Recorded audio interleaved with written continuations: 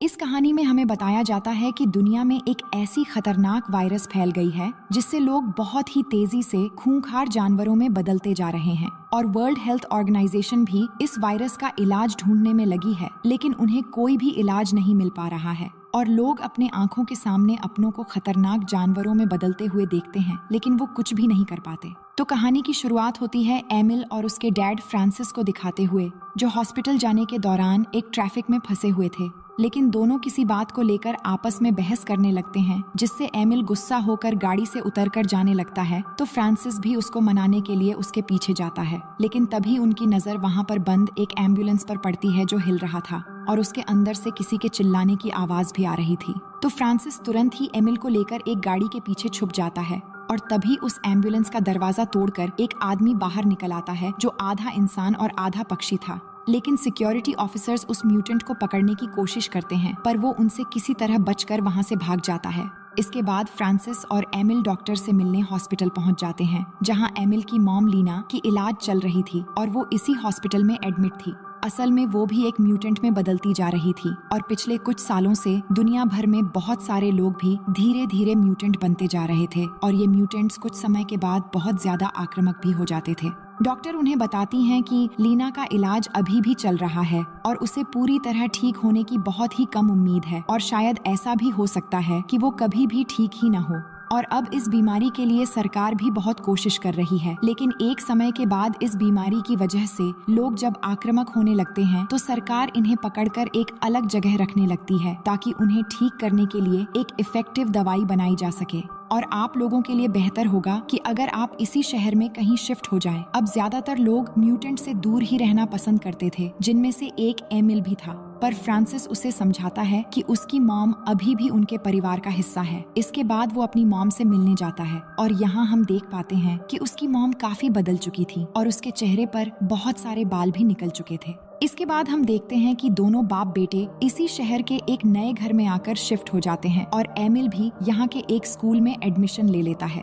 अब स्कूल में एमिल का पहला दिन है, इसलिए टीचर सभी स्टूडेंट से एमिल का इंट्रोड्यूस करवाते हैं। तो नैन्सी नाम की एक स्टूडेंट एमिल के मॉम डैड के बारे में पूछती है, जिस पर वो बताता है कि उसके डैड एक शेफ है और उसकी मॉम की डेथ हो चुकी है। जिसके बाद नैन्सी को अपनी बातों पर गिल्टी फील होने लगती है, तो वो एमिल को सॉरी कहती है, जिससे नैन्सी की बिहेवियर देखकर एमिल को वो मन ही मन बहुत अच्छी लगती है। अब इसके बाद एमिल स्कूल के बाद घर पहुंचता है और हम रात का सीन देखते हैं, जहां मौसम खराब होने की वजह से बाहर बहुत तूफान हो रहा था, जिससे उनके घर की बिजली भी चली जाती है और तूफान की आवाज से एमिल की भी आंख खुल जाती है। तो वो उठकर जब खिड़की के पास आता है, तभी अचानक उसकी नजर बाहर एक म्यूटेंट पर पड़ती है जो उनके घर के अंदर झांक रहा था, लेकिन अगले ही पल वो म्यूटेंट वहाँ से गायब हो जाता है। फिर अगली सुबह रात की तूफान की वजह से जो पेड़ घर के सामने गिर गया था, दोनों मिलकर उसे हटाने लगते हैं। तभी फ्रांसिस को एक इमरजेंसी कॉल आती है, जिसके बाद वो तुरंत ही गाड़ी लेकर एक जगह पर पहुंच जाते हैं, जहां पहुंचकर उन्हें पता चलता है कि बीती रात की तूफान की वजह से म्यूटेंट से भरी हुई एक एम्बुलेंस तालाब में गिर गई थी, जिस वजह से बहुत सारे म्यूटेंट वहां पर मारे गए। और ये देखकर फ्रांसिस बहुत ज्यादा परेशान हो जाता है, क्योंकि कॉल करके उसे पहले ही बता दिया गया था कि उसकी बीवी लीना भी इसी एम्बुलेंस में थी। लेकिन कुछ ऑफिसर्स आकर उसे रोकते हैं और शांत कराते हुए जूलिया नाम की एक पुलिस ऑफिसर उसे बताती है कुछ म्यूटेंट्स एक्सीडेंट की वजह से मर गए हैं और कुछ यहाँ से निकलकर जंगल में भाग गए हैं, और भागने वालों में से फ्रांसिस की बीवी लीना भी एक थी। फिर हम अगले दिन का सीन देखते हैं, जहां एमिल के स्कूल के टीचर टग ऑफ वॉर का एक मैच रखते हैं, जिसमें एमिल भी हिस्सा लेता है। लेकिन जब एमिल के टीम के सारे स्टूडेंट गिर जाते हैं, तो एमिल अकेले ही रस्सी खींचकर ऑपोजिट टीम को हरा देता है और उसकी वजह से एमिल के टीम ये मैच जीत जाते हैं, जिससे सभी स्टूडेंट उसकी ताकत देखकर बहुत इम्प्रेस हो जाते हैं और उसकी तारीफ करने लगते हैं। फिर उनमें से एक स्टूडेंट एमिल को एक पार्टी के लिए इनवाइट भी करता है, पर एमिल का ध्यान सिर्फ अपने हाथों की तरफ था और वो कुछ अजीब सा महसूस कर रहा था। इसके बाद वो तुरंत ही अपने घर चला आता है, जहां वो अपने नाखून के अंदर किसी चीज को देखकर बड़ी मुश्किल से उसे निकालता है, जिससे उंगली से खून निकलने लगते हैं। इसके बाद जब वो अपनी टी शर्ट उतारता है, तो वो देखता है उसके पीठ का आकार भी धीरे धीरे बदलता जा रहा है और अपने अंदर इतने सारे बदलाव देखकर वो बहुत ज्यादा घबरा जाता है। इसका मतलब था कि एमिल भी अब एक म्यूटेंट बनने लग गया है। वहीं फ्रांसिस जब सुपरमार्केट में सामान ले रहा था तो उसकी मुलाकात जूलिया से होती है। तभी उन्हें अचानक किसी के चिल्लाने की आवाज सुनाई देती है। असल में एक कस्टमर ने किसी म्यूटेंट को देख लिया था और ये जानकारी मिलते ही जूलिया अपनी टीम को पूरा स्टोर खाली करने के लिए कहती है। लेकिन फ्रांसिस उस म्यूटेंट को ढूंढने लग जाता है तो जूलिया भी उसके साथ आने लगती है और फ्रांसिस को लग रहा था कि शायद ये म्यूटेंट उसकी बीवी लीना हो सकती है। पर जब वो उस म्यूटेंट को देख पाते हैं तो वो बस एक लड़की थी जो मछली खाने आई थी। लेकिन तभी वो लड़की उनके ऊपर सामान गिरा के वहाँ से भागने लगती है तो जूलिया उसके पीछे पड़ जाती है। पर वो लड़की जूलिया के ऊपर चीजें फेंकते हुए भागना शुरू कर देती है। लेकिन फिर भी जूलिया उसे जंप मारकर बहुत ही आसानी से पकड़ लेती है, जिसके बाद पुलिस वाले उस म्यूटेंट को एम्बुलेंस से लेकर चले जाते हैं। फिर हम अगले फ्राइडे का सीन देखते हैं जहाँ एमिल अपने दोस्तों के साथ पार्टी में गया होता है और वहाँ सभी मिलकर बहुत एंजॉय कर रहे होते हैं। तभी अचानक से एमिल को शराब की वजह से परेशानी होने लगती है, जिसके लिए नैन्सी उसे एक दवाई देती है। पर एमिल अजीब तरीके से उसके हाथ को चाटते हुए उस दवा को लेता है और उसकी ये हरकत देखकर वहाँ बैठे उसके सभी फ्रेंड्स उस पर हंसने लग जाते हैं। अब अपना मजाक बनते हुए देखकर एमिल को काफी ज्यादा शर्म आ रही थी, इसीलिए वो तुरंत वहाँ से उठकर जाने लगता है और फिर भागते हुए पास के ही एक जंगल में चला जाता है। अब अगली सुबह जब उसकी आंख खुलती है तो वो खुद को एक लेक के पास पड़ा हुआ पाता है। वो तुरंत ही अपने घर की तरफ निकल पड़ता है और जल्दी से घर के बाथरूम में पहुंचकर टी शर्ट उतारकर खुद को चेक करने लगता है और तभी उसे एहसास होता है कि उसके मुंह में कुछ फंसा हुआ है। तो उसके मुंह से एक पंख निकलता है, जिसका मतलब है कि रात को उसने किसी चिड़िया का शिकार किया था। फिर थोड़ी देर बाद एमिल और फ्रांसिस जंगल में लीना की तलाश के लिए निकल जाते हैं, जहाँ रास्ते में एमिल अपने पिता से पूछता है कि जब उसकी मॉम एक क्रीचर में बदल रही थी तो उन्हें कैसा महसूस हो रहा था। जिस पर फ्रांसिस कहता है उसे तो कभी भी कुछ अजीब नहीं लगा, वो बस थोड़ी सी बदल गई थी। पर वो आज भी लीना को अपनी बीवी मानता है। उसके बाद वो लीना को बहुत देर तक ढूंढते हैं और फिर रात हो जाती है तो वो गाड़ी लेकर जंगल के चारों तरफ लीना को पुकारते हुए ढूंढने लगते हैं, पर फिर भी वो उन्हें नहीं मिलती, जिसके बाद वो गाड़ी में ही सो जाते हैं। इसके बाद हम देखते हैं कि थोड़ी देर में सुबह होने वाली होती है। तभी उनका कुत्ता अचानक गाड़ी से उतरकर जंगल की तरफ भागने लगता है तो उसका पीछा करते हुए एमिल भी उसके पीछे पीछे जाने लगता है। लेकिन एक जगह जाने के बाद अचानक वही बर्डमैन जो शुरुआत में एम्बुलेंस से भागा था वो एमिल पर हमला कर देता है और उसे गिराकर मारना शुरू कर देता है। लेकिन इसी दौरान जैसे ही उसकी नजर एमिल की आंखों पर पड़ती है तो उसे एहसास हो जाता है कि एमिल भी एक म्यूटेंट ही है, तो वो रुक जाता है और तभी एमिल के डैड उसे बचाने के लिए वहाँ आ जाते हैं, जिसके बाद वो एमिल को लेकर तुरंत ही वहाँ से निकल जाते हैं। अब रास्ते में फ्रांसिस एमिल को हॉस्पिटल ले जाने की बात करता है, लेकिन एमिल जाने से इनकार कर देता है क्योंकि वो जानता था कि हॉस्पिटल पहुंचते ही क्या होगा। तो इस बात पर दोनों में बहस शुरू हो जाती है कि इसी बीच अचानक गाड़ी के आगे एक घोड़ा आ जाता है, पर फ्रांसिस सही समय पर ब्रेक लगाकर कार को संभाल लेता है। फिर वो देखते हैं कि वो एक राइडिंग स्कूल के पास पहुंच गए हैं, जहां एक म्यूटेंट ने कुछ घोड़ों पर हमला कर दिया था, इसलिए ऑफिसर जूलिया और उसकी टीम वहीं पर मौजूद थी। तो जूलिया आकर एमिल की जख्म देखकर पूछती है क्या हुआ, तो एमिल कहता है कि उनके कुत्ते ने उसे काट लिया था। तो जूलिया उन्हें आर्मी कैंप में ले जाती है, जहां एक आर्मी डॉक्टर एमिल के कंधे पर स्टिचेस लगाते हैं और यहाँ हमें पता चलता है कि भागे हुए म्यूटेंट्स को पकड़ने के लिए आर्मी को भी बुलाया गया है। अब धीरे धीरे समय गुजरने लगता है और एमिल के शरीर में लगातार बदलाव आने लगते हैं, जिनका असर उसके डेली लाइफ पर भी पड़ता है, जैसे कि क्लास में अजीब तरह से हरकतें करना और अब तो वो सही से साइकिल का पैडल भी नहीं मार पा रहा था। तो नैन्सी ये देखकर पूछती है क्या हुआ, तो वो तबीयत खराब होने का बहाना करता है, जिसके बाद नैन्सी उसे अपने घर ले जाती है, जहाँ पर दोनों बहुत देर बातचीत करते हैं। फिर जब एमिल ड्रिंक लेने के लिए फ्रिज खोलता है तो उसकी नजर एक मरी हुई बर्ड पर पड़ती है, जिसका रंग बिल्कुल वैसा ही था जैसा पंख एमिल को अपने गले में मिला था। तो एमिल के पूछने पर नैन्सी बताती है कि ये बर्ड मुझे बाहर मरी हुई मिली थी, तो मैंने बस इसे उठा के यहाँ पे रख दिया था। ये सुनकर एमिल को अजीब लगता है, पर नैन्सी बताती है कि मैं इस बर्ड को आर्मी को देना चाहती हूँ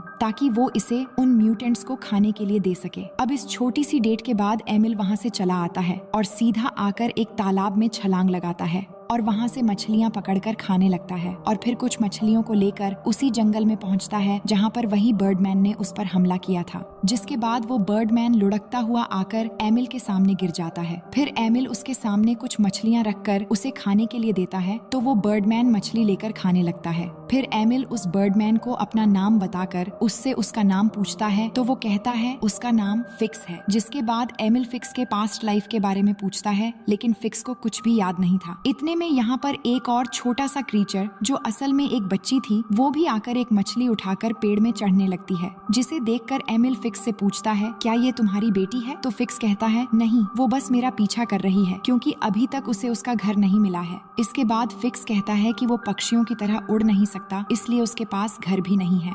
जिस पर एमिल फिक्स को पक्षी की तरह उड़ना सीखने के लिए पास के ही एक तालाब में ले जाता है, जहां वो उसकी मदद करता है और तालाब से सभी लकड़ियों को हटाने लगता है ताकि वो उड़ना सीखते दौरान जख्मी न हो। और इस तरह फिक्स और एमिल के बीच काफी अच्छी दोस्ती भी हो जाती है। इसके बाद शाम को एमिल अपने साइकिल से घर की ओर जाने लगता है, लेकिन वो ठीक से साइकिल नहीं चला पाता, जिससे वो गुस्से में आकर साइकिल वहीं फेंककर चला आता है। दूसरी तरफ हम फ्रांसिस को देखते हैं, जहां उसे रेस्टोरेंट के बैकयार्ड में एक क्रीचर के होने की हलचल नजर आती है। तो फ्रांसिस को लगता है कि शायद ये लीना हो सकती है, लेकिन तभी पीछे से एक क्रीचर आकर सीधा फ्रांसिस पर हमला बोल देता है और उसे दबोचने लगता है। पर तभी वहाँ रेस्टोरेंट की ओनर पहुँच जाती है और उस क्रीचर को शांत करती है और बताती है कि वो उसकी बहन है, जिसे पुलिस से बचाने के लिए उसने जंजीरों से यहाँ बांध के रखा है। लेकिन तभी वो क्रीचर जंजीर तोड़कर वहाँ से जंगल की तरफ भागने लगती है। तो फ्रांसिस भी फौरन जंगल की तरफ भागने लगता है, क्योंकि उसे लग रहा था कि शायद वहाँ उसकी बीवी लीना भी हो सकती है।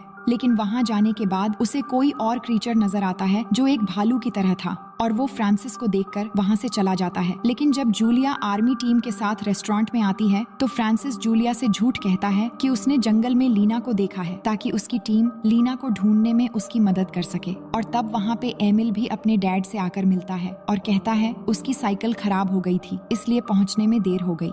अब अगले दिन एमिल फिक्स के पास पहुंचता है, जहां फिक्स उड़ने की प्रैक्टिस कर रहा होता है, लेकिन बार बार कोशिश करने के बाद भी वो थोड़ी दूर जाकर गिर जाता है। अब शाम को फ्रांसिस जब जूलिया को साथ लेकर लीना को ढूंढने उस जंगल में आता है तो उसे वहां एमिल की साइकिल मिल जाती है। पर एमिल की साइकिल यहाँ देखकर उसे कुछ भी समझ में नहीं आता, तो वो साइकिल लेकर वापस घर आ जाता है। इसके बाद जब वो बाथरूम में आकर हाथ धोने लगता है तो वो देखता है कि बेसिन की पाइप जाम हो गई है, इसलिए वो पाइप खोलकर देखने लगता है तो पाइप के अंदर से उसे कुछ बाल और कुछ टूटे हुए नाखून मिलते हैं, जिससे वो समझ जाता है कि जरूर एमिल के साथ कुछ गड़बड़ हो रहा है जो वो छुपा रहा है। इसके बाद जब एमिल घर पहुंचता है तो फ्रांसिस उसे वो नाखून दिखाकर पूछता है, ये किसके नाखून है जो मुझे बाथरूम में मिले हैं? तो एमिल कहता है कि वो नहीं जानता। जिसके बाद फ्रांसिस उसे साइकिल दिखाकर कहता है, ये आज मुझे जंगल में मिला है, तुम वहाँ क्या करने गए थे? ये सुनते ही एमिल यहाँ से भागना शुरू कर देता है, पर कुछ दूर जाते ही फ्रांसिस उसे पकड़ लेता है और उसे पूछता है कि मेरे बेटे, मैं तुम्हारे साथ हूँ, मुझे बताओ क्या हुआ है? तो एमिल जोर जोर से रोने लगता है और बताता है कि अब वो भी धीरे धीरे एक क्रीचर में बदल रहा है।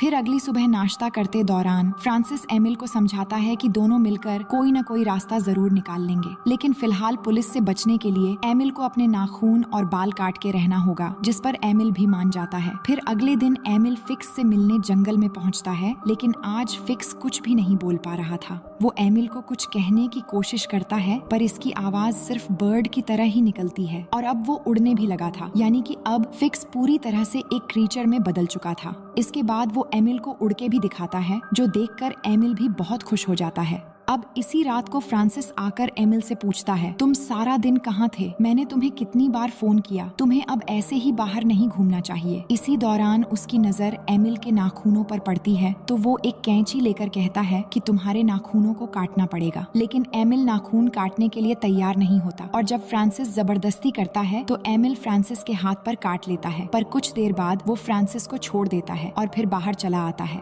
अब बाहर आने के बाद उसे नैन्सी मिलती है, जो उसे अपने फार्म हाउस तक साथ जाने के लिए कहती है। तो एमिल भी मान जाता है और दोनों एक साथ बातें करते हुए जाने लगते हैं और बातें करते करते वो एक दूसरे के बहुत करीब हो जाते हैं और वहीं पर इंटीमेट हो जाते हैं। इसके बाद एमिल जब वापस आता है कि तभी उसका विक्टर नाम का एक दोस्त उससे मिलने आता है। विक्टर को असल में पता चल चुका था कि एमिल भी एक क्रीचर में बदल रहा है, इसलिए वो एक हाई फ्रीक्वेंसी डिवाइस निकालकर एमिल के पास आकर आवाज रिलीज करने लगता है, जिसे सुनकर एमिल को तकलीफ होने लगती है और एमिल ये सहन नहीं कर पाता और तभी वो विक्टर को थप्पड़ मार देता है। जिससे उसके गाल पर जख्म हो जाता है और वो चिल्लाने लगता है। और विक्टर की आवाज सुनकर आसपास के आर्मी ऑफिसर्स और पुलिस जंगल की ओर बढ़ने लगते हैं। वहीं एमिल विक्टर को थप्पड़ मारने के बाद उसी जंगल के आसपास ही था, लेकिन वो समझ जाता है कि आर्मी और पुलिस इसी जंगल में किसी क्रिएचर को ढूंढ रहे हैं, तो वो घबराकर भागना शुरू कर देता है। लेकिन एक पुलिस ऑफिसर थोड़ी दूर से जंगल में किसी को भागते हुए देखकर गोली चला देता है, लेकिन तभी वहाँ फिक्स आकर उस पुलिस ऑफिसर को मार देता है।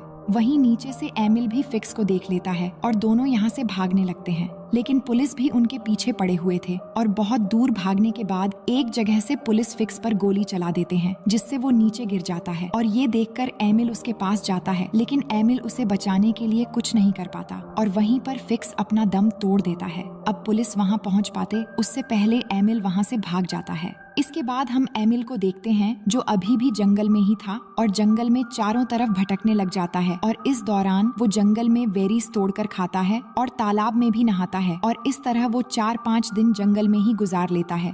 फिर एक रात जब वो एक गुफा के अंदर रात गुजार रहा था, तभी उसकी नजर एक क्रीचर पर पड़ती है, जो असल में उसकी मॉम लीना ही थी। लीना अब पूरी तरह से एक भालू के शक्ल में बदल चुकी थी और वो एमिल के पास आकर समझ जाती है कि वो उसका ही बेटा है, लेकिन वो फिर वापस जंगल में चली जाती है। तो एमिल भी गुफा से निकलकर उसका पीछा करते हुए घने जंगल के अंदर पहुंच जाता है, जहां वो देख पाता है कि यहाँ सभी क्रीचर रह रहे हैं जो पहले कभी इंसान हुआ करते थे और अब वो सभी अलग अलग क्रीचर के शक्ल में बदल चुके हैं। लेकिन इतने में ही यहाँ पुलिस आ पहुँचते हैं और वो एक एक करके सभी क्रीचर्स को पकड़ना शुरू कर देते हैं। और ये देखकर एमिल भागना शुरू कर देता है, लेकिन कुछ दूर आगे जाते ही वो गिर जाता है और पुलिस आकर उसे पकड़ लेते हैं। लेकिन पुलिस एमिल को एक नॉर्मल इंसान के रूप में पकड़ते हैं, क्योंकि उन्हें लग रहा था कि एमिल शायद यहाँ गलती से आ गया होगा। अब पुलिस स्टेशन में एमिल को छुड़ाने के लिए फ्रांसिस पहुंचता है, जहां एक पुलिस ऑफिसर उसे कहता है कि एमिल को इस पेपर पर साइन करना होगा, जिसमें लिखा है कि वो जंगल में गलती से पहुंच गया था।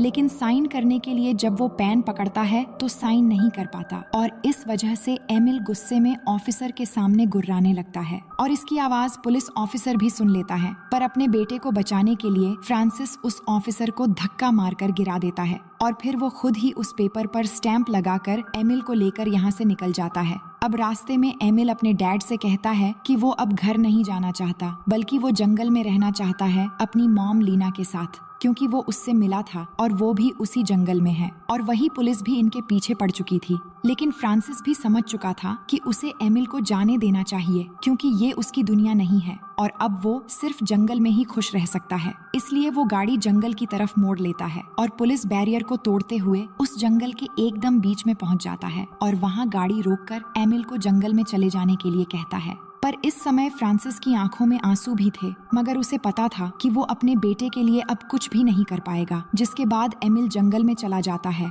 और अब कहानी के आखिर में हम एमिल को जंगल में देखते हैं, जो भेड़िए की तरह गुर्राते हुए भाग रहा था और वो अब बहुत ही ज्यादा खुश था। और इसी सीन के साथ ये कहानी यहीं पर खत्म हो जाती है।